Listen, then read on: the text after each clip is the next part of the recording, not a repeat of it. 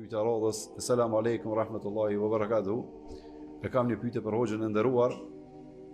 A është e lejuar për fëmijët tonë, sidomos për vajzat, të luajnë me kukulla që kanë tipare si të njeriut, domethënë që i ngjajnë krijesave që Allah i lartësuar i ka krijuar, me sy, gojë, hundë dhe vesh? Apo është më mirë me përshtatshme të luajnë me arush apo lodrat që kanë tipare të kafshëve, si tigri, luani, kalë dhe tjera kafsh? Allahu e shpërbleft.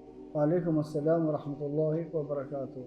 Unë mendoj ka mendimi se lodrat për fëmijë lejohen edhe nëse janë figura.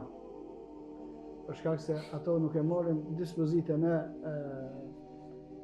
figurave, por e marrin dispozitën e lodrave. Pastaj te lodrat, gjithashtu te figurat, mendoj se mendimi më i saktë është i atyre të cilët thonë se me që të lloj kuklla lodra do të me lut vetëm vajzat, jo me lut djemt. Djemt do të me pas lodra të cilat i përshtaten natyrës së djemve, domethënë vajzat me lut me kuklla se në të ardhmen mendohet se kanë më bon nana me ditë se qysh do të më sill me të voglit. Me lut me ato gjona që kanë bojnë me natyrshmërinë e tyre. Kurse ata që janë djem me lut me lonës të natyrshmërisë të tyre.